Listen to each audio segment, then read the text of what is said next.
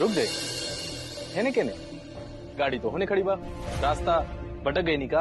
हाँ रास्ता भटक गई रहनी, अब भेटाई बा असली रास्ता। ला ई पकड़ा, घरे जाके मालिक के दे दिया और कहा दिया मलकिनी घरे आवे से मना कर दे लिया।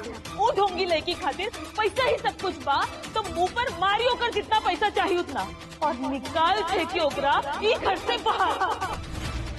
का हर्ज कि अगर तलाक के पेपर भी संगे संगे बन जाई तब?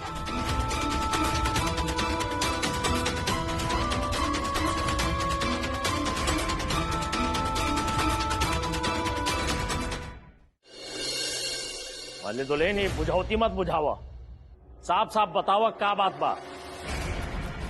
श्यामा ठीक बिया? उतना भी ठीक नहीं पाऊची।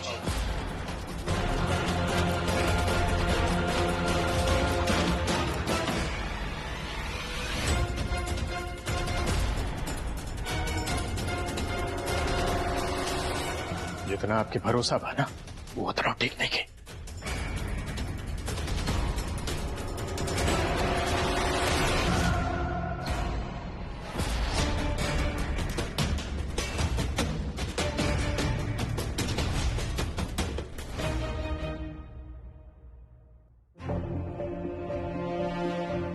मालकिनी, छोटी मालकिनी, रुकी, रुक जाई है ने केने गाड़ी तो होने खड़ी बा रास्ता भटक गई नी का। हाँ रास्ता भटक गई रहनी, अब भेटाई बा असली रास्ता।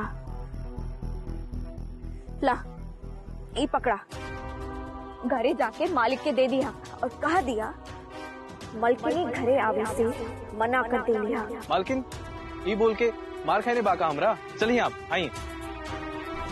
ना मंटू आप जाए। अरे मालकिन कहब कहा हम उन लोगन से? कहा दिया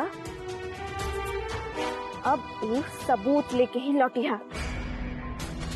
अभी तक तो सब ठीक रहे, फिर ये अचानक चिंगारी उड़ के कहां से आ गई? आग लगावे के जकरा के बेसी शौक होला ना बाबूजी, पहला चिंगारी होकर घर फूक देवेला। खुल के साथ साथ बतावा। सच सुनब तो आपके पैर तले जमीन खिसक जाए बाबूजी। राउर पुतो प्रिय पुतो श्यामा अपन प्रिय मौसा वाचस्पति मिश्रा से मिले गए रहे चोरी चोरी।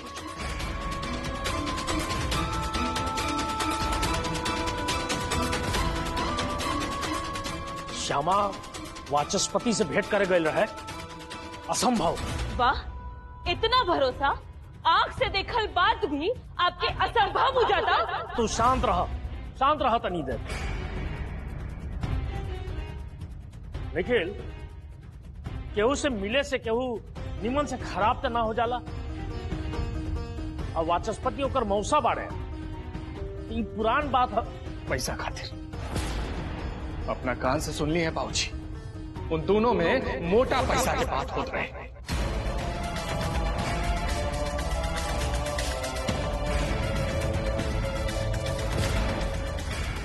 आज सवेरे जब हम श्यामा के अलमारी के चाबी देते रही ना। निखिल, अलमारी की चाबी? वो लड़की के? अब अपन माई से पूछे बिना ये सब कुछ भी होकर शुरू हो गई बगाई घर में। अलमारी की चाबी? माई प्लीज, ऐसा गंभीर विषय में अपन बात ना घुसाओ प्लीज।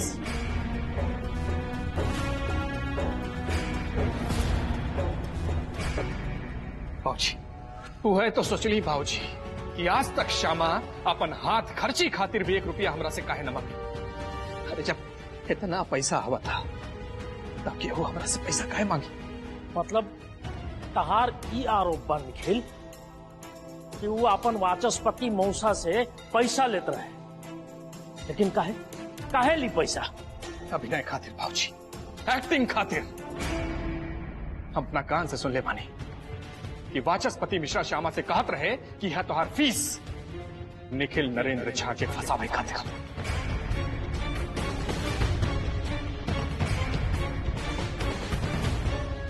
सब झूठ बा। आंखों देखी और कान से सुनल बात झूठ हो सकेला, फरेब हो सकेला। हमरा ई बात पर बिल्कुल विश्वास नहीं है। अरे पता ना का घोट के पिला देले बिया लड़की आपके, जी आपके अपन बेटा के बात पर भी आपके कोनो विश्वास नहीं के। अरे आपके तो गुस्सा होके के चाहिए ठीक वैसे जैसे रुकमनी और मजली दुल्हन पर भेज रही आप श्यामा वाला केस में।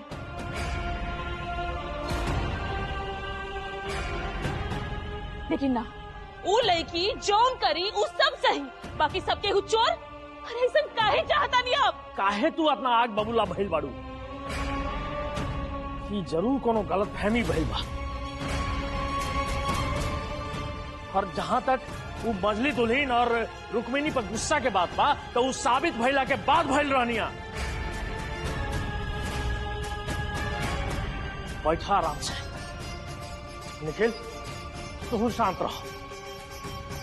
यदि ऐसा कोनो बात बा आवे तो श्यामा के आवे देव हम अब वो लड़की के घर में। बाप रे बाप, इतना लोभी लड़की आज तक हम अपन जिंदगी में कब्बो नहीं खे देखनी। और लोभ के सजा तो देवे के ही पड़ी। आज के आज, अभी के अभी वो लड़की के हम ई घर से बाहर निकाल के फेंकब। ओकर बाद देखा तारी के बचा बता वो लड़की के हमरा से।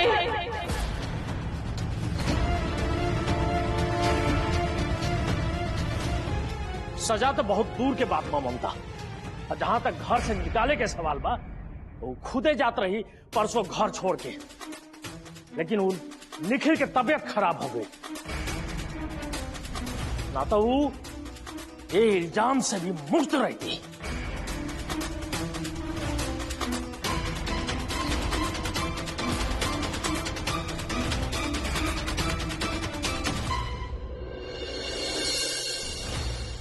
बिना सबूत के तो हम ना लौटा। बहुत हो गई आत्मसम्मान से समझौता। लेकिन ये अकेले कैसे संभव होगी? कैसे? बाबूजी के बुला लेता नहीं। इतना बड़का शहर में एगो सहारा था मिली हमरा के, लेकिन ये सुनला के बाद बाबूजी पर का बीती ना। हमरा वजह से पहले ही इतना कष्ट मिलल बा उनके ना। आज ना काल तक मालूम चलबे करी ही सबके। फिर कितना दिन छुपी ये बात सबसे? जब हम ये घर छोड़ के कहीं चल जाए तब केहू फोन करके बता दी तब फिर तो वही चिंता वाला बात शुरू हो जाई। फिर पहले कहे ना फोन लगावा तनी बाबूजी के। बात लुकावे से कोनो काम ना चली।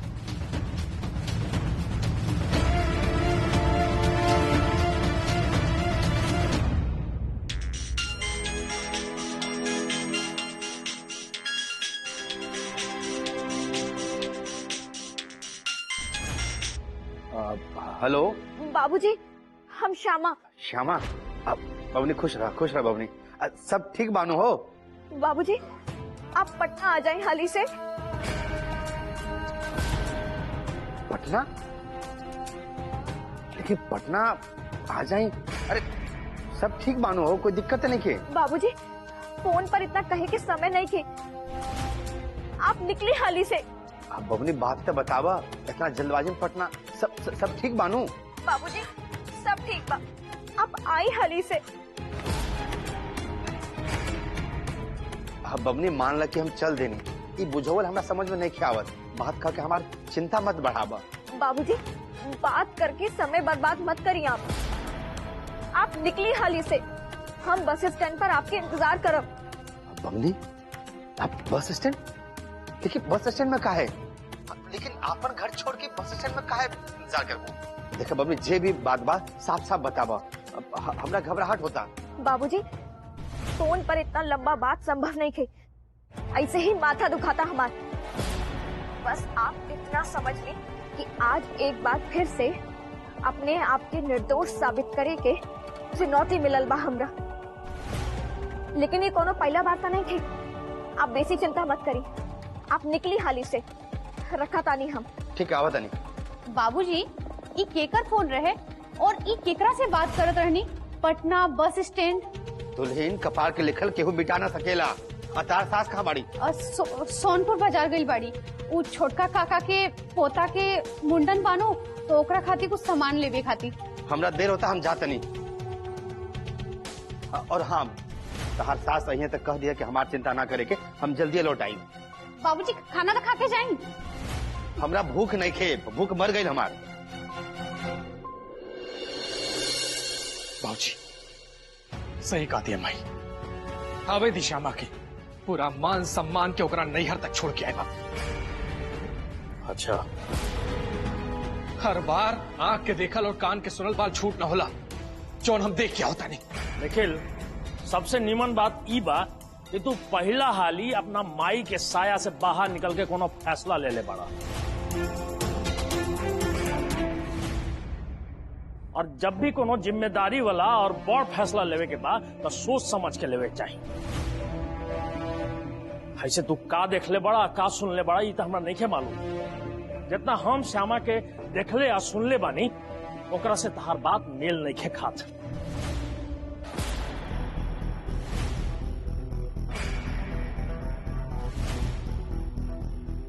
ये बात जरूर बा कि हालत वो बच्ची के पक्ष में नहीं खे, और जब कोनो इंसान के पक्ष में हालत ना होला तो ऐसे नहीं होला। अरे हो सकेला कि तारा से कोनो गलती हो गई लोगी, भूल हो गई लोगी। कौनो गलती या भूल नहीं खे भाई, सब कुछ साबित हो गई बा, साबित। और जब ये बात साबित हो चुकल बा कि वो ढोंगी लड़की खातिर पैसा ही सब कुछ बा, तो मुंह पर मारी होकर जितना पैसा चाहिए उतना, और निकाल फेंकी ओकरा ये घर से बाहर।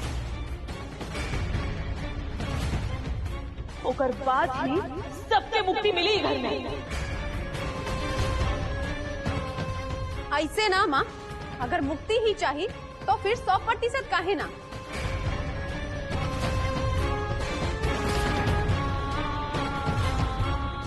का हर्ज कि अगर तलाक के पेपर भी संगे संगे बन जाए तब।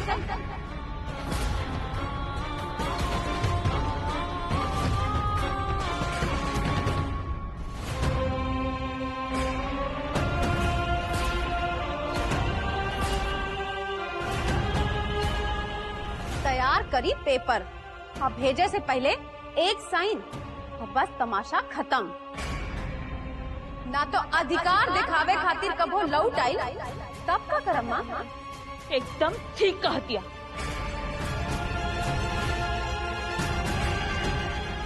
बिल्कुल ठीक कहतिया मछली दुल्हन। ये सब समस्या के समाधान आज के आज निकल जाए के चाहिए। का कहले रहे तो हर बाबूजी अभी तनी देर पहले वो खुद जाए चाहता है तो जाए।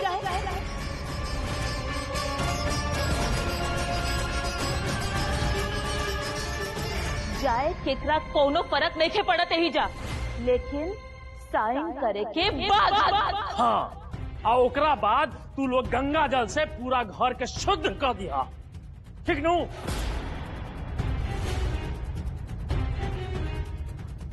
पागल सब कहीं के।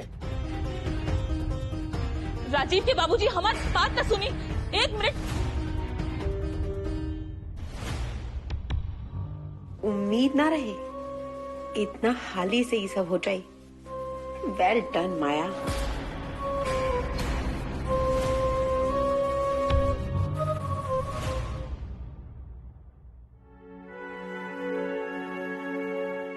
निखिल, तू अपन गुस्सा शांत कर और ये सब फालतू बात पे एकदम तू ध्यान मत द। एक बार श्यामा के आ जाए दा और बैठ के बात कर जाए। अब बैठा।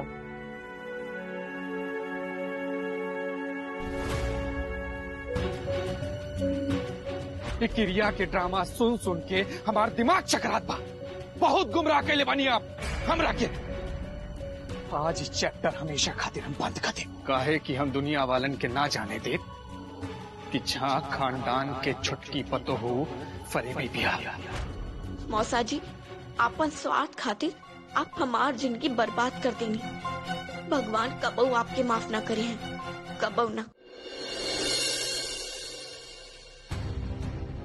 कहाँ रह गई लड़की? निखिल, एक बार फोन करा।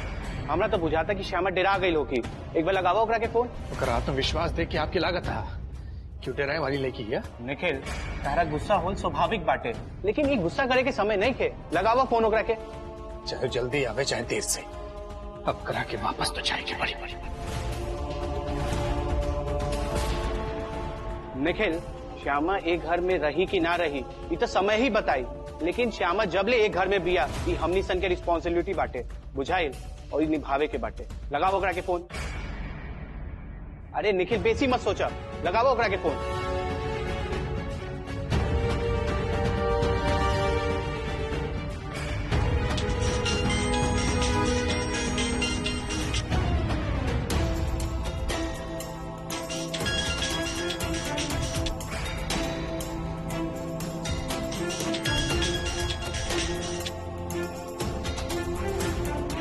का हो गई? फोन काट दे सो। कौन मुंह से उठाई फोन?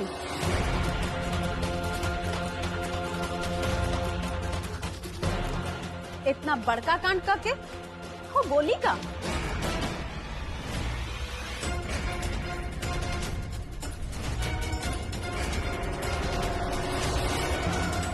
आप दोनों बेकार में उ लड़की के ओकर औकात से बेसी भाग दे रहल बानी।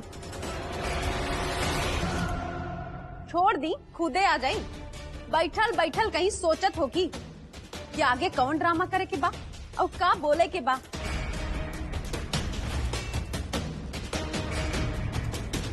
इतना सब प्लानिंग करे खातिर समय तो चाहिए नू। निखिल चिंता मत करा, आ जाइयो।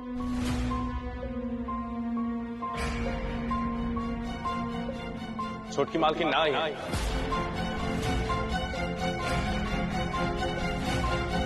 छुटका मालिक ही ले। मालकिनी कहली हाँ ई दे के उनका इतना कह दही कि वो सबूत लेके ही लौटी।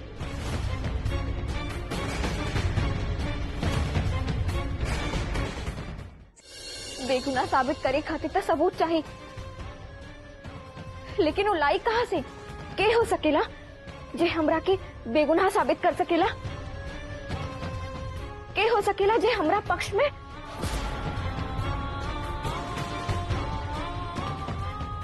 वो लड़का जिकरा से मौसाजी हमार ब्याह तय कैले रहे।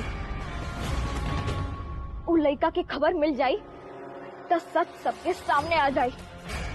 एक मिनट।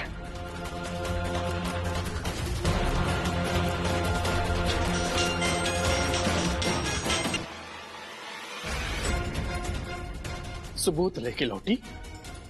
अरे जब तक सबूत मिली ना वो रही कहां, जाई कहां?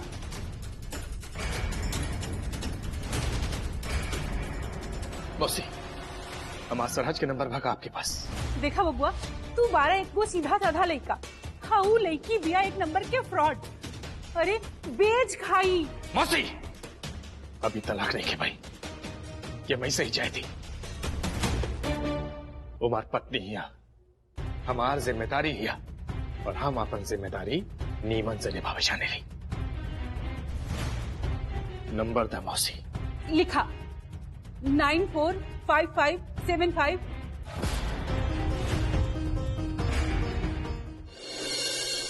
अचानक से सामा बाबूजी के फोन करके पटना काहे बोलेली ह?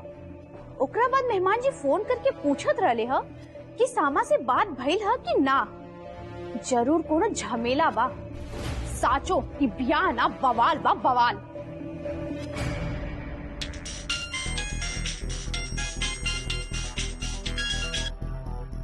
हेलो के? हेलो भौजी। सामा का हाल चाल बा? सब ठीक बा भौजी, सब ठीक बा। जब सब कुछ ठीक बा तो बाबूजी के फोन करके पटना काहे बुलेलू हा इतना हड़बड़ी में? भौजी ये कुल बात बाद में करी, पहले एगो जरूरी काम से फोन कैले बानी हम। जरूरी बात बाद में, पहले ई सुना मेहमान जी फोन कैले रहले हा। मेहमान जी फोन कैले रहले